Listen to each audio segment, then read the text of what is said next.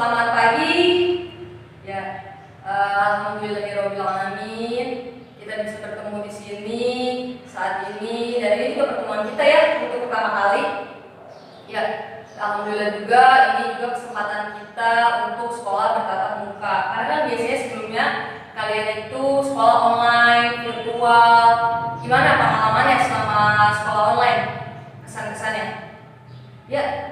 Oh ya, ada yang bilang senang, ada yang bilang bosen, ya bikin males, macam-macam sekali ya perasaannya. Ya, sebelumnya gimana nih kabarnya semua? Baik gak? Alhamdulillah kalau baik. Nah, mungkin kalian juga bingung kan, ini siapa sih ini? Ibu apa sih kabarnya? Ibu siapa sih? Ya sebelumnya perkenalkan, nama Ibu Rizka Sapana. Saya adalah salah satu mahasiswa Unindra atau Universitas Indraprasta PGRI. Di sini ada yang tahu nggak Unindra ada di mana? Oh, belum ada tahu ya. Ya, jadi Unindra itu adanya di Jakarta. Dan saat ini Ibu sudah semester 7. Kemudian Ibu juga tinggal di daerah Depok. Di sini ada rumahnya di Depok. Oh, banyak ya yang main di Depok. Ya nanti kalau misalnya main di Depok atau kalian mau main ke Depok, mampir ke rumah Ibu silahkan. Ayo, boleh. Ya. Nah, kalian pasti sering banget kan ngedenger pepatah bilang tak kenal maka tak sayang. Ya benar, tak kenal maka tak sayang. Tadi kan Ibu sudah memperkenalkan diri Ibu. Nah, selanjutnya Ibu juga pengen nih kenal sama kalian semua. Nah, nanti sambil ngecek hadiran, Ibu absen semuanya. Nah, pada saat namanya disebut, kalian juga sebutkan tempat tinggalnya ya. Oke, bisa dipahami? Ya. Oke, Ibu absen ya. Pertama ada Aina Fauzia. Oh, asal Depok. Wah, rumahnya dekat Ibu. Depoknya Depok mana, Aina? Oh iya, Depok lama ya. Nggak terlalu jauh itu dari rumah Ibu. Kalau mampir aja. Ya. Selanjutnya ada Teza Kurniawan. Teza asal mana? Cilangkap. Oh, Cilangkap. Bob Brainer hadir? Ya, Bob dari mana, Bob? Wah, dari Cibinong. Selanjutnya ada Reza Hendrian. Reza Hendrian hadir. Alhamdulillah hadir dari Jakarta Timur. Juga ya.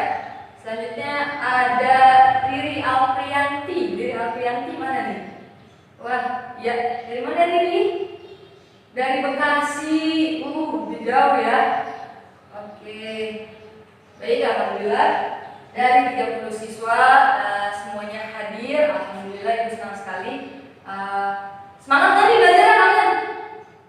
Ya, harus semangat dong. Walaupun di saat kondisi pandemi seperti ini dan kita juga sudah diberikan sedikit kelonggaran oleh pemerintah, kita juga harus tetap stay safe dan jaga kesehatan ya. Karena virus ini juga kan belum benar-benar sembuh total. Jadi harus stay safe, jaga protokol kesehatan ya. Ya, jadi kedatangan Ibu hari ini ingin memberikan kalian layanan informasi. Nah, dari kata informasi itu ada yang tahu nggak sih arti dari informasi? Ya, benar banget. Ya, boleh benar. Ya, benar. Jadi informasi itu adalah sesuatu hal yang belum diketahui. Nah, perlu nggak sih informasi itu? Ya, benar. Tentunya perlu. Jadi informasi yang akan Ibu berikan adalah terkait dengan sesuatu hal yang perlu kalian ketahui. Mungkin dari kalian juga ada yang sudah mengetahuinya atau sebagian juga belum mengetahuinya. Nah, gunanya untuk apa? Tujuannya untuk apa? Ya, supaya jika diketahui informasi tersebut, informasi yang Ibu berikan, jadi diharapkan kalian terhindar dari kondisi-kondisi yang negatif. Nah, kondisi-kondisi negatif ini seperti apa sih, Bu? Ya, kondisi-kondisi negatif ini artinya ketidaktahuan. Jadi kalian itu diharapkan ketika mendapatkan informasi yang tidak tahu menjadi tahu. Ya. Jadi adapun topik yang ingin Ibu bahas itu mengenai mengelola kemandirian belajar di masa pandemi. Sebelum lebih lanjut, Ibu akan memberikan salah satu ilustrasi atau salah satu cerita mengenai topik tersebut. Nah, di sini ada dua orang anak atau dua orang siswa, sebut saja si A dan si B. Nah, si A dan si B ini sama-sama baru mengalami atau baru merasakan pembelajaran secara online. Namun si A ini lebih siap belajarnya, tidak menunda tugasnya, lalu aktif saat pembelajaran seperti mau bertanya, terus menjawab, tugas-tugas pun dikumpulkan secara tepat pada waktunya. Namun untuk si B ini yaitu kemauan belajarnya kurang, seperti sering menunda tugas, terus lebih memprioritaskan handphonenya, seperti bermain game, gitu, bermain sosial media. Nah, kenapa dia lebih memprioritaskan game dan sosial media atau lain-lainnya? Karena intensitas memegang handphone si B ini lebih banyak. Nah, si A sama si B ini kan sama-sama lebih banyak intensitas memegang handphonenya, cuman si B ini untuk kemauan belajarnya, untuk kesadaran dirinya kurang. Nah, bahkan si B ini pun pasif saat pembelajaran online. Nah, selanjutnya dapat disimpulkan dari cerita tersebut, kita pahami bahwasannya mengelola kemandirian belajar saat pandemi ini sangat diperlukan agar kita dapat mengikuti pembelajaran dan kita dapat memahami materi yang telah diberikan oleh guru sehingga kita dapat mencapai pembelajaran dengan optimal. Nah, selanjutnya Ibu harapkan ketika saat kita melakukan kegiatan ini dalam layanan informasi ini, Ibu berharap Anda sekalian mengikuti kepatutan dan peraturan dalam kegiatan ini seperti kalian konsentrasi atau fokus pada apa yang diberikan. Selanjutnya juga kalian duduk pada tempatnya ya, nggak duduk bertiga gitu, pindah-pindah tempat. Ibu mohon ya untuk keteraturannya. Selanjutnya juga ketika ada sesuatu yang lucu, mohon tertawa sewajarnya saja, tidak usah memukul-mukul meja, memukul-mukul teman, sewajarnya saja. Nah, apabila ada yang ingin kalian tanyakan, boleh silakan tanyakan. Ada yang ingin berpendapat, boleh silakan keluarkan pendapatnya. Dan jangan lupa, nanti ketika ada teman yang berbeda pendapat dengan kalian, kalian juga harus menghargai pendapat tersebut. Nah, topik yang sudah tadi Ibu singgung, bahwasannya dari setelah Ibu terangkan, Ibu berharap ketika Ibu selesai menjelaskan materi, nanti kalian yang ingin bertanya juga boleh ya, dan angkat tangannya atau acungkan tangannya, silakan. Yang ingin berpendapat juga seperti itu. Lalu kemudian Ibu meminta untuk kalian secara individu, Anda sekalian membuat to-do list dan sukarela dari Anda sekalian untuk maju ke depan. Siapa saja terserah, yang penting sukarela ya. Nah, nanti hasil dari kalian yang telah kalian buat nanti maju satu orang, siapa saja boleh. Nah, nanti yang lain yang tidak maju, kalian dimohon untuk mendengarkan temannya ya. Dan juga bagi dirasa untuk kalian itu adalah sesuatu yang positif, boleh diambil temannya. Nah, sebelum kita memulai pembelajaran ini, alangkah lebih baiknya mari kita berdoa bersama ya. Berdoa dimulai.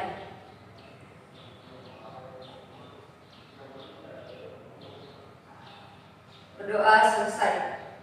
Jadi topik yang ingin dibahas itu mengelola kemandirian belajar di masa pandemi. Seperti sudah kalian lihat.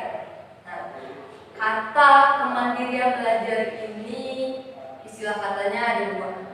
Pertama ada kemandirian dan ada belajar. Nah, menurut KBBI, kemandirian yaitu keadaan diri sendiri, keadaan dapat mengurus atau mengatasi kepentingannya sendiri dan tidak bergantung kepada orang lain. Jadi untuk diri sendiri, kepada diri sendiri, kemandirian itu ya.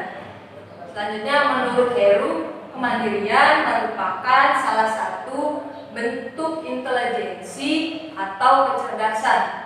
Nah, selanjutnya juga menurut Heru, belajar adalah tindakan dari perilaku siswa atau anak yang kompleks. Nah, menurut Himstra, kemandirian belajar adalah bentuk belajar yang memiliki tanggung jawab. Tanggung jawab seperti apa? Ya, tanggung jawab untuk merencanakan, melaksanakan, dan mengevaluasi. Jadi ketika kalian merencanakan itu misalkan memiliki plan A dan plan B. Kalian memiliki dua perencanaan. Selanjutnya melaksanakan. Nah, ketika melaksanakan ini antara plan A dan plan B, kalian kan memilih. Selanjutnya kan, misalkan kalian memilih untuk plan A. Plan B ini sebagai cadangannya. Lalu nanti kalian evaluasi apa sih kiranya yang kurang dari perencanaan kalian. Kalian evaluasi agar hal tersebut tidak terulang kembali. Ya, jadi dapat kita simpulkan bahwa kemandirian belajar adalah aktivitas belajar yang timbul berdasarkan kesadaran diri yang didorong oleh niat atau kemauan serta tidak adanya paksaan dari siapapun. Digarisbawahi, yaitu tidak adanya paksaan dari siapapun, sehingga dapat menyelesaikan tugas dan tanggung jawab secara mandiri. Selanjutnya ada faktor-faktor yang mempengaruhi kemandirian belajar.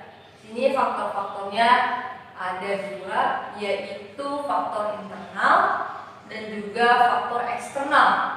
Di sini ada yang tahu nggak sih? Pertama kita membahas faktor internal dulu ya. Ada yang tahu tidak arti dari faktor internal? Ayo yang tahu boleh acungkan tangannya. Ya, benar sekali. Jadi faktor internal itu adalah faktor-faktor yang berasal dari dalam diri individu itu sendiri, ya. Jadi dalam diri sendiri, bukan berdasarkan dari orang luar atau paksaan dari orang luar, tidak ya. Jadi dalam diri sendiri. Contohnya faktor-faktor internal itu seperti apa?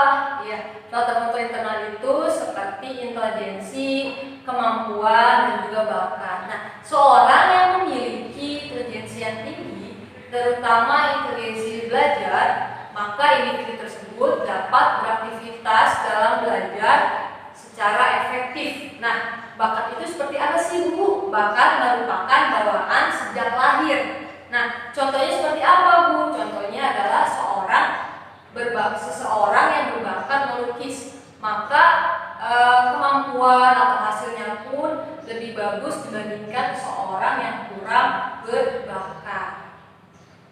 Selanjutnya ada faktor eksternal. Itu mau tanya, ada yang tahu nggak sih faktor eksternal itu apa? Ayo angkat tangannya. Ya, benar sekali. Faktor eksternal itu adalah faktor yang berasal dari luar. Dari luar siapa? Dari luar diri individu. Tadi kan kalau internal itu berasal dari dalam diri individu, kalau eksternal itu dari luar diri individu. Jadi kalian lihat ya, kalau in itu dalam, kalau X itu luar. Nah, dengan kata lain, seperti faktor eksternal itu seperti apa sih gitu ya? Nah, seperti lingkungan dari luar atau lingkungan masyarakat. Nah, karena itu dapat berpengaruh terhadap kemandirian belajar si anak. Nah, faktor dari luarnya, Bu, lebih jelasnya kayak apa, Bu? Gitu ya, misalkan. Nah, pertama ada faktor keluarga. Nah, itu dari eksternal juga. Kenapa bisa faktor keluarga? Karena keluarga selain menjadikan tempat anak tumbuh dan berkembang, juga sebagai makhluk sosial dapat mempengaruhi kemandirian belajar seorang anak, seperti faktor struktur keluarganya seperti apa, lalu sosial ekonominya seperti apa, dan kebiasaan orang tuanya. Selanjutnya pada poin pertama itu dalam faktor keluarga ada struktur keluarga. Jika struktur keluarganya tersebut tidak utuh, maka dapat berpengaruh negatif bagi perkembangan si anak. Kenapa bisa ya? Kok berpengaruh terhadap perkembangan si anak? Ya, maksudnya itu keutuhan ini seperti tidak terdapat ibu, tidak terdapat ayah, bahkan tidak terdapat keduanya. Nah, selain itu juga seperti keluarga yang tidak utuh. Keluarga yang tidak utuh itu seperti apa sih, Bu? Nah, keluarga yang tidak utuh itu seperti perceraian antara ayah dan ibunya. Itu juga dapat mempengaruhi perkembangan dan pertumbuhan si anak. Selain perceraian, juga pertengkaran misalnya ada orang tuanya yang bertengkar di depan anaknya, itu juga tidak baik ya, dapat menghambat perkembangan serta pertumbuhan si anak. Nah, itu juga akan membekas dalam anak tuh, psikisnya juga bisa membekas. Nah, pada poin kedua di faktor keluarga itu ada keadaan sosial ekonomi keluarga. Sosial ekonomi keluarga ini mempunyai pengaruh terhadap pertumbuhan dan perkembangan anak, khususnya dalam pemeliharaan anak. Namun tidak selamanya seperti itu ya, karena semuanya itu tergantung pada sikap kemandirian anak terhadap kehidupannya. Ada saatnya juga anak tidak terpengaruh oleh keadaan ekonomi keluarga. Mereka semua itu tergantung dari mereka yang memiliki kreativitas dalam dirinya yang mantap. Selanjutnya ada faktor lingkungan. Faktor lingkungan ini seperti sekolah. Nah, sekolah itu bukan berperan sebagai hanya memberikan pengetahuan saja, melainkan juga lebih dari itu. Sekolah merupakan penyelenggara pendidikan yang mencangkup pengajaran, latihan, dan bimbingan. Oleh sebab itu, peran guru selain mengembangkan kemampuan akademik siswa, juga berperan membimbing mereka agar mampu mandiri dalam belajar.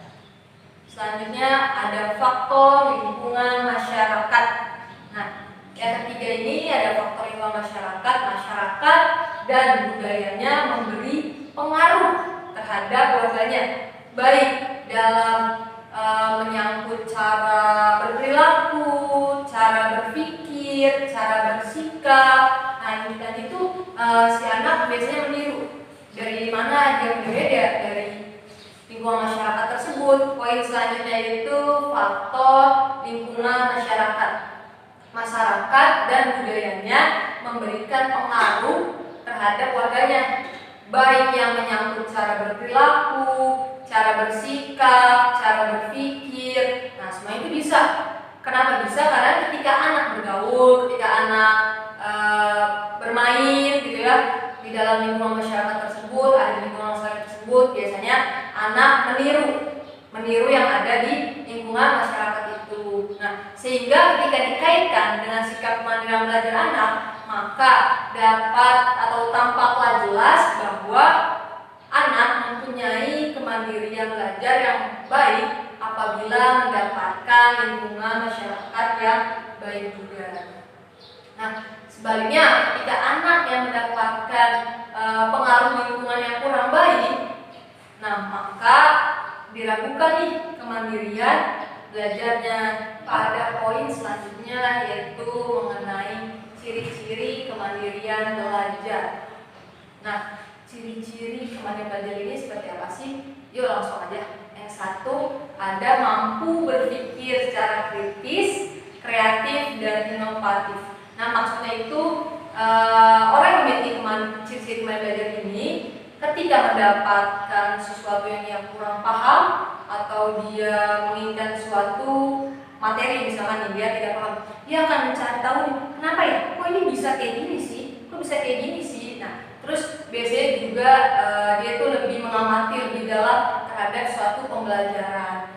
Selanjutnya pada poin kedua itu tidak mudah terpengaruh oleh pendapat orang lain. Dengan kata lain, orang tersebut memiliki pendirian yang teguh. Nah, ketiga itu ada tidak menghindari masalah atau lari dari masalahnya. Nah, artinya itu dapat menghadapi permasalahannya. Ya, yang keempat ada dapat menyelesaikan masalah dengan lebih mendalam. Nah, dengan kata lain itu orang yang memiliki ciri kemandirian belajar ini dapat mencari jalan keluar yang terbaik untuk dirinya. Pada poin kelima, apabila memiliki masalah dapat menyelesaikannya secara sendiri atau secara mandiri. Nah, jadi orang yang memiliki kemandirian belajar ini tidak tergantung pada orang lain. Selanjutnya itu yang keenam, tidak merasa rendah diri jika berbeda dengan orang lain. Nah, artinya itu ia memiliki percaya diri dengan pilihan yang ia ambil atau memiliki kepercayaan diri. Nah, poin ketujuh, tekun dan disiplin, artinya memiliki manage waktu. Jadi pada poin 8 selanjutnya memiliki tanggung jawab atas tindakannya sendiri. Maksudnya apa sih Bu? Ya, maksudnya ini misalkan ada seseorang atau siswa yang memiliki ciri-ciri kemandirian belajar. Misalnya dia diberikan tugas oleh gurunya, maka dia akan mengerjakannya sesuai dengan waktu yang diberikan, tidak mepet waktunya dengan deadline yang sudah diberikan. Seperti itu, dan memiliki tanggung jawab. Artinya dia merasa bahwa oh ya ada tugas nih kemarin dari Bu Rizka, saya harus ngerjain gitu. Nanti kalau saya nggak ngerjain, nanti saya rugi, saya jadi nggak bisa, terus saya juga jadi nggak dapat nilai, ya seperti itu ya.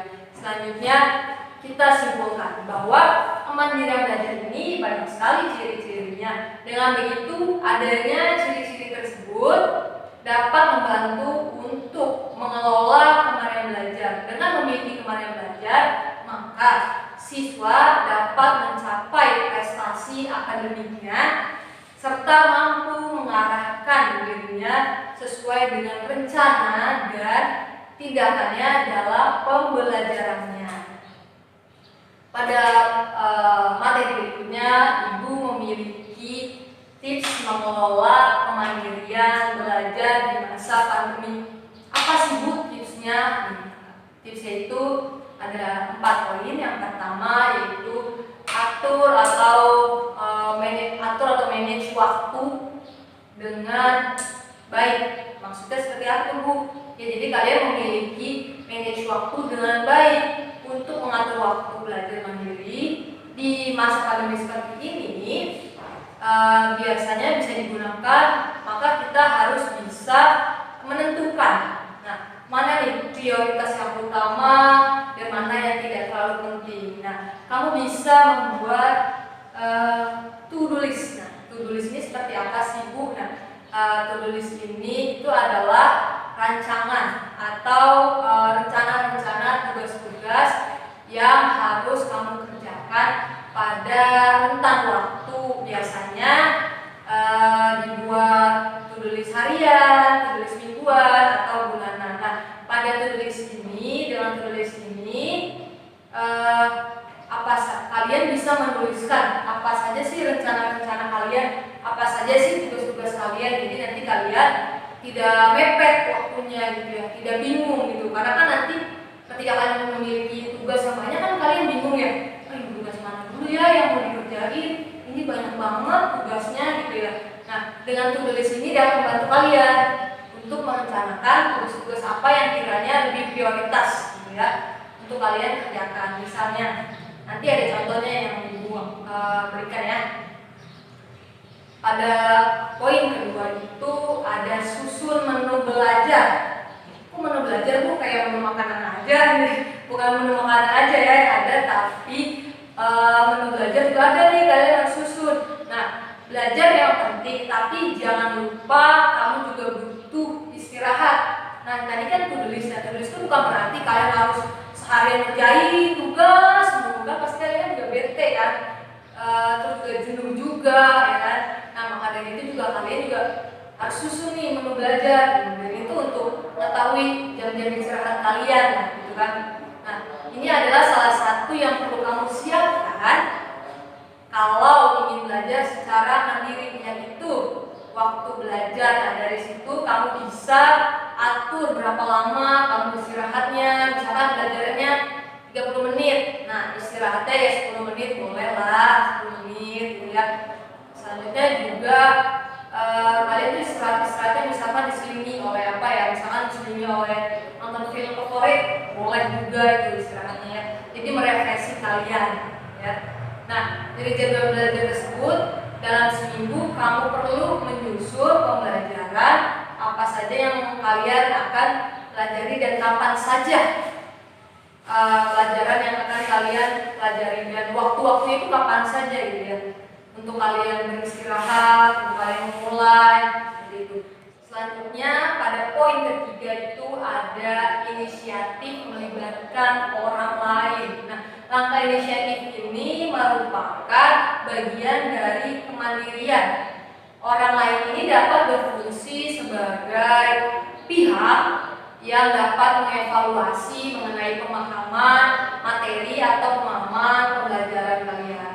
Nah, suasana rumah itu kan terlalu nyaman, bisa membuat kamu bermalas-malasan, leha-leha, apalagi kalau belajar di kamar di kasur ya, pasti kalian malah jadi rebahan lah, gitu ya, keasikan lah, gitu. Nah, selanjutnya kamu ini kan butuh orang lain sebagai penyemangat atau agar kalian lebih fokus belajarnya. Nah, dengan adanya orang lain di sekitar kamu merasa diawasi, sehingga kamu terhindar dari rasa malas dan juga keinginan kamu untuk belajar itu meningkat. Nah, contohnya seperti apa ya inisiatif melibatkan orang lain? Ya, benar sekali, contohnya itu seperti belajar kelompok. Nah, biasanya kan ada nih ya belajar kelompok di rumah si A atau di rumah si B gitu. Namun di masa pandemi ini tentunya diminimalisir, tidak boleh. Kalian kan bisa belajar kelompok melalui virtual, bisa lewat Google Meet atau Zoom, bisa juga melalui WhatsApp. Poin keempat yaitu konsentrasi penuh. Ketika kamu sudah membuat to-do list, lalu menu belajar mandiri, kemudian juga kamu sudah melibatkan orang lain, langkah terakhirnya yaitu kalian harus berkonsentrasi penuh. Nah, ini merupakan tips terakhir dari ibu yang bisa kalian gunakan atau kalian pakai nanti ya di rumah, atau kalian tiru. Itu penting, apalagi saat ini kan lagi di masa pandemi.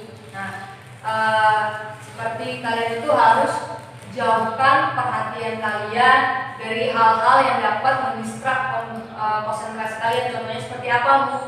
Contohnya hal-hal yang dapat mendistrak konsentrasi itu seperti game online atau game yang ada di ponsel, handphone, gadget, terus media sosial nih kayak Facebook, Instagram, apalagi WhatsApp. Nah, atau film-film yang biasanya kalian tunggu-tunggu itu bisa juga sih mendistrak kondisi atau mendistrak konsentrasi kalian.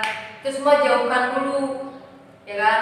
Misalkan kalian lagi belajar, terus ada handphone di samping kalian, terus ada notif nih, wah nyala tuh handphone, ya kalian tergoda deh untuk membuka handphone, ntar jadinya lupa kalau lagi belajar, lupa lagi ngerjain tugas, keasikan main handphone, keasikan scroll sampai malam jadinya. Tugasnya akhirnya terbengkalai. Nah, maka dari itu jauhkan hal-hal yang bisa mendistrak konsentrasi kalian. Tanamkan dalam diri kalian semua itu bisa kamu lakukan atau semua itu bisa kamu sentuh, bisa kamu tonton, bisa kamu mainkan ketika kegiatan belajar ini telah selesai. Mungkin kamu bisa jadikan hadiah kecil. Nah, ketika kamu berhasil mengerjakan tugas tersebut atau menyelesaikan tugas tersebut, kamu baru boleh deh nanti main handphone, baru boleh lanjut nge-game-nya, baru boleh lanjut main media sosialnya, baru boleh lanjut menonton filmnya, ya. Itu sebagai hadiah kecil, dan itu akan membuat kalian menjadi senang, karena ketika sebagai apa ya, sebagai reward gitu loh untuk diri kalian. Bisa juga selain itu seperti makan makanan kesukaan. Jika selesai mengerjakan matematika kan mumet, pusing, terus capek gitu ya. Nah, setelah misalnya itu kalian berikan hadiah kecil yang bikin kalian senang, bikin kalian semangat lagi, bikin kalian motivasi lagi ya. Kalian beli atau makan makanan yang kalian suka. Itu kan bisa membangun mood yang lebih baik lagi ya. Nah, selanjutnya sampai sini ada yang ingin bertanya? Ya, ada yang ingin bertanya barangkali hanya itu yang dapat Ibu sampaikan. Nah, silakan ayo yang ingin bertanya, ada yang kurang paham, boleh. Silakan angkat tangannya, acungkan tangannya. Nah, dan jangan lupa nanti sebutkan namanya ya. Ayo, ada yang bertanya? Baik. Nah, semuanya sepertinya sudah paham ya. Ya, bila tidak ada yang ingin bertanya, silahkan per individu membuat to-do list dari Ibu. Ibu meminta, setelah nanti kalian membuat to-do list, nanti dibilang Ibu meminta Ananda sekalian untuk membacakan hasil nanti dari apa yang telah kalian tulis, apa yang telah kalian buat dari to-do list tersebut. Nah, nanti untuk teman-teman yang tidak maju dimohon sekali untuk mendengarkan, hargai temannya yang di depannya, hargai temannya yang sedang maju atau memaparkannya ya. Nah, jika itu baik untuk kalian atau positif, itu ambil positifnya, ambil baiknya ya. Namun sebelum kalian membuat to-do list tersebut, Ibu akan memberikan contoh to-do list harian. Nah, seperti ini ya, misalkan kalian itu membuat to-do list yang pertama ada mengerjakan tugas matematika. Nah, di sampingnya itu ada kotak kosong untuk ketika kalian selesai mengerjakan tugas tersebut, kalian boleh centang. Seperti itu. Nah, kedua itu ada tugas bahasa Indonesia, membuat puisi. Ketiga ada laporan ekonomi. Keempat ada tugas agama. Terus yang kelima ada meeting Zoom bersama teman atau kelompok belajar. Selanjutnya juga ada menonton film favorit atau bermain game online. Nah, dari to-do list tersebut diurutkan mana yang paling prioritas tinggi dan mana yang tidak. Nah, tadi kan yang tidak itu menonton film dan juga bermain game. Artinya ketika kalian selesai mengerjakan tugas, kalian boleh tuh revisi seperti nonton film kesukaan kalian atau kalian bermain game kesukaan kalian. Itu bisa mengembalikan kalian, itu dicatat di to-do list itu boleh.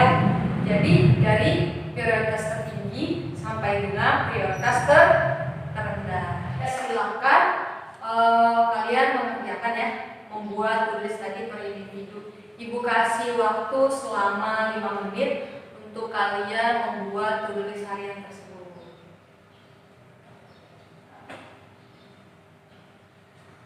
Baik, terima kasih kepada Ananda Aina dan juga Tezar atas pemaparannya mengenai mengelola kemandirian belajar di masa pandemi dengan membuat to-do list. Nah, pemaparannya hasilnya juga sangat bagus. Sudah mantap, banyak juga yang dari kalian sudah memahami bagaimana mengelola kemandirian belajar dengan membuat to-do list. Nah, diharapkan kalian dapat menerapkannya di kehidupan sehari-hari sehingga kalian dapat menghadapi kondisi pandemi seperti ini dengan tips mengelola kemandirian belajar di masa pandemi. Oke, baik, Ananda sekalian. Tadi setelah kita membahas bersama-sama, berdiskusi mengenai mengelola kemandirian belajar di masa pandemi, sudah yakin ya tidak ada yang bertanya? Baik, tidak ada yang bertanya nih, benar, sudah paham semua. Oke, baik. Nah, jika tidak ada yang ditanyakan, mari kita ambil kesimpulan. Kira-kira apa sih kesimpulan dari materi yang telah kita bahas pada kesempatan kali ini? Yuk, Ibu akan mengajukan sebuah pertanyaan kepada Anda sekalian. Silakan yang ingin menjawab boleh mengacungkan atau mengangkat tangannya terlebih dahulu dan jangan lupa sebutkan namanya. Oke, pertama, apa yang dimaksud dengan kemandirian belajar? Ayo, siapa yang mau menjawab? Angkat tangannya. Ya, silakan. Sebutkan namanya, jangan lupa. Ya. Ya, benar sekali, pintar. Oke, berikutnya apa saja sih faktor-faktor yang dapat mempengaruhi kemandirian belajar tersebut? Ayo, siapa yang menjawab? Ya, silakan. Wah, benar, pintar sekali. Itu faktor tadi ya, internal dan eksternal. Pertanyaan berikutnya, kira-kira manfaat yang Ananda sekalian rasakan setelah melakukan layanan informasi ini, apakah ada manfaatnya nggak sih? Bermanfaat nggak sih untuk kalian? Ayo yang mau jawab silakan acungkan tangannya atau angkat tangannya. Ya boleh. Baik. Alhamdulillah ternyata Ananda sekalian merasakan manfaat dari topik pembahasan atau topik pembelajaran kali ini, yaitu mengenai belajar di masa pandemi. Nah, topik pembahasan ini menggunakan layanan informasi yang telah tadi Ibu sampaikan. Selanjutnya dapat disimpulkan kembali, berarti bahwa mengelola kemandirian belajar ini penting dan sangat diperlukan, bukan hanya saat pandemi saja, tapi tidak pandemi pun juga perlu atau dibutuhkan untuk mengelola kemandirian belajar. Nah, kenapa sih kok kita perlu mengelola kemandirian belajar ya? Agar tercapainya pembelajaran secara optimal. Nah, lalu manfaat dari to-do list yang sudah kalian buat tadi juga agar kalian dapat mengatur atau memanage waktu belajar kalian dengan baik dan disiplin, dan tidak terburu-buru. Nah, to-do list yang telah tadi kalian buat boleh kalian bawa pulang dan kalian tempel di lemari atau di pintu kalian. Jadi nanti kalian selalu ingat tuh to-do list kalian apa-apa aja. Boleh juga sih di catatan atau dimanapun yang sekiranya kalian dapat melihatnya, ya. Baik dan anak-anakku sekalian, kiranya itu saja yang bisa Ibu sampaikan, yang Ibu berikan. Ibu akan tutup pertemuan kali ini. Ibu cukupkan. Mari kita ucapkan lafaz alhamdulillah. Ya, alhamdulillah. Terima kasih semuanya. Terima kasih. Selamat pagi. Wassalamualaikum warahmatullahi wabarakatuh.